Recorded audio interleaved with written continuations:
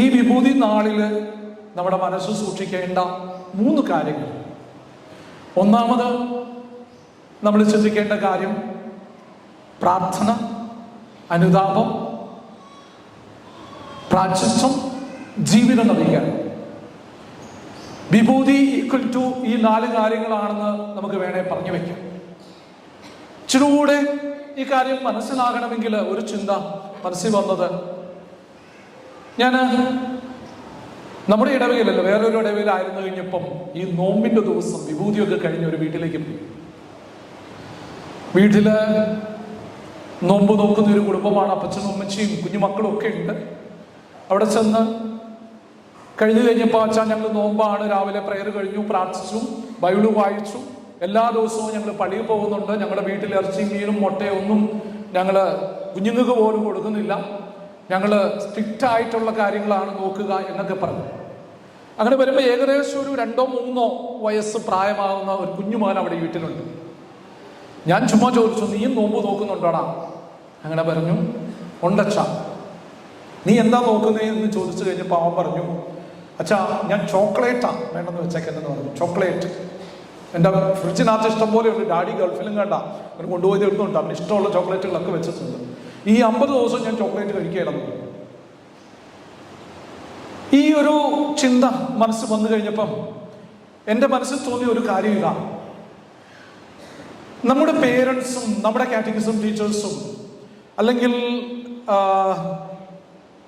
ഈ കാര്യം മനസ്സിലാക്കുന്നവരൊക്കെ നമ്മുടെ കുഞ്ഞുങ്ങളെ ഒന്ന് ഒരുക്കി കഴിഞ്ഞു കഴിഞ്ഞാൽ എനിക്ക് തോന്നുന്നു ഈ നോമ്പിന്റെ ദിവസമാണ് ഏറ്റവും നന്നായിട്ട് ഫെയ്ത്ത് ഫോർമേഷൻ നടത്താനായിട്ട് സാധിക്കുക, കാറ്റഗിസം പഠിപ്പിക്കാനായിട്ട് സാധിക്കുക എന്നുള്ളൊരു ചിന്തയാണ് എൻ്റെ മനസ്സിലേക്ക് വന്നത്. നമുക്കറിയാം, കുഞ്ഞു മനസ്സ്, അവന് 3 വയസ്സേ ഉള്ളൂ. അവന് ആ 3 വയസ്സ് കഴിഞ്ഞിട്ട് ഏകദേശം രീതിയിൽ ജീസസ് കിഡ്സ്, 1 വർഷം കൂടെ കഴിഞ്ഞാൽ ജീസസ് കിഡ്സ് അല്ലെങ്കിൽ പള്ളിയിൽ കൊണ്ട് ചേർത്തിട്ടില്ല കാറ്റഗിസത്തിന്, ചേർക്കുമ്പോൾ തന്നെ ആ കുഞ്ഞു മനസ്സിൽ വലിയ ബോധ്യമാണ്.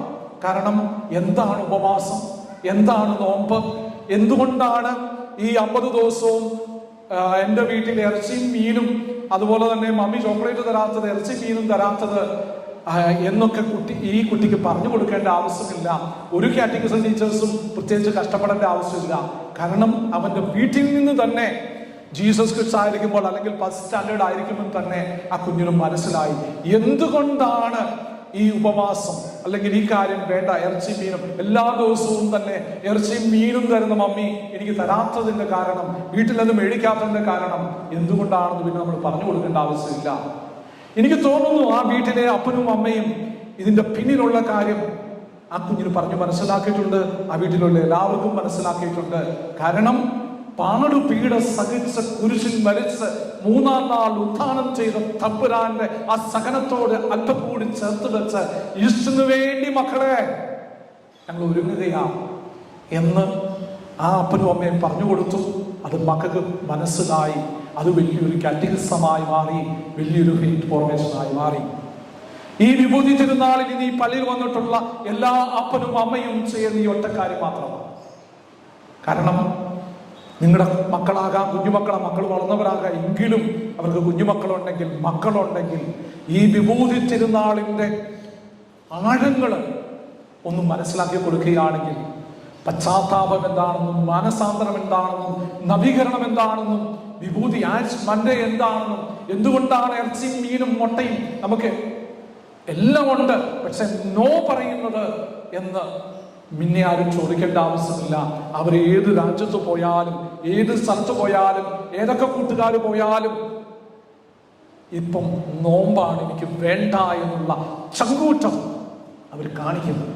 അതുകൊണ്ട് ഈ വിഭൂതി തിരുനാളിൽ 1-ാമത്തെ സന്ദേശം മറ്റൊന്നുമല്ല, ഇത് എൻ്റെ കുടുംബത്തിൽ ഇത് പ്രാവർത്തികമാക്കാനായിട്ടുള്ള വലിയ കൃപ ഈശോയെ എനിക്ക് തരണേ എന്ന് പ്രാർത്ഥിച്ചാൽ മതി.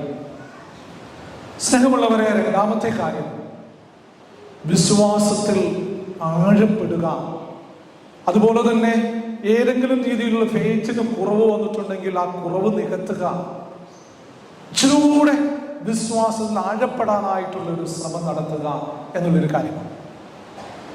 ഈ കാര്യം നമ്മുടെ മനസ്സിലൊന്ന് സൂക്ഷിക്കുമ്പം പ്രത്യേകിച്ച് ഒരു ആത്മപരിശോധന ഒന്ന് ചെയ്യേണ്ടതുണ്ട്. ഈ വിഭൂതിയുടെ ഈ ചിന്തകൾ നമ്മുടെ മനസ്സിൽ വരുമ്പോൾ എന്നെ അല്ലെങ്കിൽ ദൈവത്തിന് ആത്മാർത്ഥമായി ഈശോയെ ദൈവമെന്നുള്ള നമ്മുടെ ആ വലിയൊരു സങ്കല്പത്തെ, ഈശോ ഏക സത്യ ദൈവമാണ് എന്നുള്ളൊരു ചിന്തയെ തമ്പുരാൻ ഒന്നാം സ്ഥാനം കൊടുക്കാത്ത ഏതെങ്കിലും മേഖലകളിൽ ഞാൻ ജീവിക്കാതെ ഇരുന്നിട്ടുണ്ടോ? അതുപോലെ തന്നെ ദൈവത്തെ സ്നേഹിക്കാതെ ഇരുന്നിട്ടുണ്ടോ എന്ന് ആത്മപരിശോധന നടത്തിയാൽ മതി.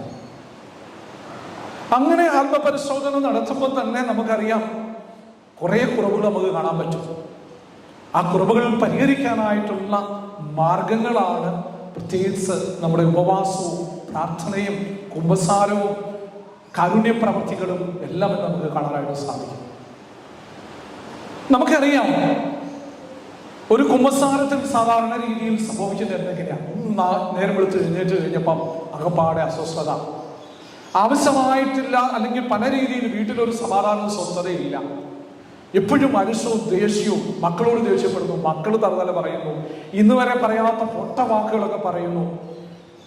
അതുകൊണ്ട് ഓർത്താൽ മതി, ഒരു നെഗറ്റീവ് എനർജി എൻ്റെ വീട്ടിലുണ്ട്, എൻ്റെ ജീവിത പങ്കാളിയിലുണ്ട്, എൻ്റെ കുഞ്ഞുങ്ങളിലുണ്ട്. ഇച്ചിരൂടെ ഞാൻ പ്രാർത്ഥിക്കണം. അതിനുവേണ്ടി ചെയ്യേണ്ടത്, അങ്ങനെ ഒരു ചിന്ത വന്നു കഴിഞ്ഞാൽ പ്രത്യേകിച്ച് നമ്മൾ ചെയ്യേണ്ട മറ്റൊന്നുമല്ല. നമ്മുടെ എല്ലാവരുടെയും വീട്ടിലെ തിരുഹൃദയത്തിന്റെ രൂപമുണ്ട്. എത്ര നാളായി ആ രൂപത്തിലേക്കൊന്ന് നോക്കിയിട്ട്? ചിലപ്പോൾ വീട് വെഞ്ചരിച്ച സമയത്ത് ബ്ലസ് ചെയ്ത രൂപമാക്കാം. ആ മാറാലയൊക്കെ ഒന്ന് തുടച്ച് ആ പൊടിയൊക്കെ ഒന്ന് മാറ്റി ഒരു തിരിയൊന്ന് കത്തിച്ച് വെച്ച്, തമ്പുരാനെ എൻ്റെ ജീവിതത്തെ നവീകരിക്കാൻ, എൻ്റെ കുടുംബത്തെ സംരക്ഷിക്കാൻ, എൻ്റെ സൂക്ഷിച്ചിൽ ഏൽപ്പിക്കപ്പെട്ടിരിക്കുന്ന എൻ്റെ മക്കളെ വേണ്ടി മനസ്സ് പ്രാർത്ഥന നടത്താൻ ഞാൻ എന്താ ചെയ്യേണ്ടതെന്ന് ഒരു ആലോചന ചോദിച്ചാൽ മതി. ആ സമയത്ത് തന്നെ ചിലപ്പം മക്കൾക്ക് വേണ്ടി ആയിരിക്കും, മക്കളല്ല ചെയ്യേണ്ടത്, ഒരു അപ്പനായ അമ്മയായ എൻ്റെ ജീവിതത്തിൽ വന്ന ഒരു നെഗറ്റീവ് ചിന്തകളാകാം. അത് ഒരു പക്ഷേ നമ്മൾ ബാഹ്യമായിട്ട് തോന്നുന്ന ആഹാര പദാർത്ഥങ്ങളിൽ മാത്രമായിട്ടുള്ളൊരു ഉപവാസമായിരിക്കുകയില്ല. പ്രത്യേകിച്ച് എൻ്റെ ഈ തഴക്കദോഷം മാറ്റാൻ, എൻ്റെ വിശ്വാസത്തിന്റെ ദിവ്യേശം മാറ്റാൻ, എൻ്റെ മക്കൾക്ക് ഇച്ചിരൂടെ ഒരു ഉണർവ് കിട്ടാൻ ഞാൻ അല്പം എൻ്റെ ജീവിതത്തിൽ ഏതെങ്കിലും രീതിയിൽ എനിക്ക് ഏറ്റവും ഇഷ്ടമുള്ള കാര്യം ഒന്ന് നോ പറഞ്ഞാൽ മതി. ഉദാഹരണം പറഞ്ഞു കഴിഞ്ഞു കഴിഞ്ഞാൽ ഇറച്ചിയും മീനും മുട്ടയൊക്കെ സാധാരണ രീതിയിൽ നമ്മുടെ പരമ്പരാഗതമായിട്ടുള്ള കാര്യങ്ങളാണ്. പക്ഷെ ഒന്ന് ഓർത്തു നോക്കിയേ, ഒരമ്മയായ ഞാൻ ഏറ്റവും നന്നായിട്ട് എനിക്ക് നോക്കാൻ ചായ കുടിക്കണമെങ്കിൽ ചിലപ്പം ഷുഗറൊന്നും ഇല്ലെങ്കിൽ തന്നെ 2-3 ഗ്ലാസ് അല്ലെങ്കിൽ സ്പൂണ് പഞ്ചസാരയിട്ട് കുടിക്കുന്ന ഒരു ശീലമാക്കാം. അല്ലെങ്കിൽ ഷോപ്പിംഗിനുള്ള ഒരു ചിന്തയാകാം, പുറത്തുപോയി ഭക്ഷണം കഴിക്കേണ്ടതായ സാഹചര്യങ്ങളാകാം, ഏതെങ്കിലും രീതിയിലുള്ള തഴക്ക ദോഷങ്ങളാകാം, മൊബൈൽ അഡിക്ഷൻ ആകാം. അങ്ങനെയാകുമ്പം ഈ ഒരു കാര്യത്തിൽ നോ എന്ന് പറയാനായിട്ടുള്ള ചങ്കൂറ്റം കാണിക്കുകയാണെങ്കിൽ എനിക്ക് തോന്നുന്നു നമ്മുടെ വീട്ടിൽ ഉപവാസത്തിന്റെ മാനസാന്തരത്തിന്റെ ചൈതന്യം വരും. ഇങ്ങനെ നിങ്ങൾ ചെയ്യാനായിട്ട് മടി കാണിക്കാതിരുന്നാൽ നിങ്ങളുടെ വീട്ടിലെ മക്കൾക്കുള്ള ഏതെങ്കിലും പ്രശ്നം ഉണ്ടെങ്കിൽ, നെഗറ്റീവ് എനർജി ഉണ്ടെങ്കിൽ അത് മാറിപ്പോകുന്നതായിട്ട് നമുക്ക് കാണാനായിട്ട് സാധിക്കും. അതുകൊണ്ട് മാനസാന്തരം, പ്രായശ്ചിത്തം, നവീകരണം നമ്മുടെ ജീവിതത്തിൽ ആവശ്യമാണെങ്കിൽ ആദ്യം തന്നെ അത് മനസ്സിലാക്കിയ ഞാൻ എൻ്റെ വീട്ടിൽ അല്ലെങ്കിൽ എൻ്റെ ജീവിതത്തിൽ സംഭവിച്ചിട്ടുള്ള ഫേറ്റിന്റെ ഡീവിയേഷൻ മാറ്റിയാൽ എൻ്റെ കുഞ്ഞിൻ്റെ അല്ലെങ്കിൽ എൻ്റെ ജീവിത പങ്കാളിയുടെ ആ തടക്കദോഷങ്ങളും സാഹചര്യങ്ങളെല്ലാം മാറിപ്പോകും എന്നുള്ള വലിയ ചിന്ത തരിക. അതുകൊണ്ട് നല്ലൊരു കുമ്പസാരം നടത്തുക. ഈ ഒരു രീതിയിൽ നമ്മുടെ ജീവിതത്തെ ഒന്ന് പരുവപ്പെടുത്തിയെടുക്കുകയാണെങ്കിൽ ഈ വിഭൂതി പെരുന്നാൾ മുതൽ 50 ദിവസം എനിക്ക് ഏറ്റവും ഇഷ്ടമുള്ള ചില കാര്യങ്ങൾക്ക് നോ പറയാനും എൻ്റെ കുടുംബത്തെ രക്ഷപ്പെടുത്താനും വലിയ ഒരു തകർച്ചയിൽ നിന്ന് എന്നെ തമ്പുരാൻ രക്ഷപ്പെടുത്തുന്നതായിട്ട് തീർച്ചയായും നമുക്ക് കാണാൻ പറ്റും. അതും നമ്മുടെ ജീവിതത്തിൽ നിന്ന് പ്രാവർത്തികമാക്കുക. സ്നേഹമുള്ളവരെ, 3-ാമത്തെ കാര്യം നമ്മൾ വായിച്ചു കേട്ട തിരുവചനം തന്നെയാണ്. മത്തായിയുടെ സുവിശേഷം 21-ാം അധ്യായം 28 മുതൽ 32 വരെയുള്ള തിരുവചനം. 2 പുത്രന്മാരുടെ ഉപമയാണ് പറയുക. എനിക്ക് തോന്നുന്നു നമ്മുടെ വീട്ടിലൊക്കെ സംഭവിക്കുന്ന അതേ കാര്യം തന്നെ വളരെ അല്ലെങ്കിൽ വേറെ ഒരു സ്റ്റൈലിൽ എഴുതി വെച്ചിരിക്കുന്നു. ഒരപ്പൻ 2 മക്കള്, മൂത്തവനെ വിളിച്ച് ചോദിക്കുന്നുണ്ടാകാം, എടാ മുന്തിരിത്തോട്ടത്തിന് ഒത്തിരി ജോലിയൊക്കെ ഉണ്ട്, നിനക്ക് പോകാൻ പറ്റുമോ? പെട്ടെന്ന് തന്നെ അവൻ എസ് എന്ന് പറഞ്ഞു, ഞാൻ പോകാപ്പാന്ന് പറഞ്ഞു. പക്ഷെ അവൻ പോയില്ല. രണ്ടാമത്തനോട് ഇത് കുറച്ച് കഴിഞ്ഞപ്പം അപ്പൻ ഇതേ കാര്യം തന്നെ ചോദിച്ചു, എടാ നമ്മുടെ മുന്തിരിത്തോട്ടത്തിൽ കുറേ ജോലിയുണ്ട്, നിനക്കൊന്ന് പോകാൻ പറ്റുമോ? നമ്മുടെ പിള്ളേര് പറയുന്നതാണ് പെട്ടെന്ന് തന്നെ നോ, എനിക്ക് പോകാൻ പറ്റത്തില്ല എന്ന് പറഞ്ഞു. അപ്പോൾ എനിക്ക് തോന്നുന്നു കുറച്ച് കഴിഞ്ഞപ്പോൾ അവൻ മനസ്സാന്തരപ്പെട്ടു. അപ്പം ചോദിച്ചതല്ലേ, അപ്പനോട് ദേഷ്യപ്പെടേണ്ട ആവശ്യമില്ല.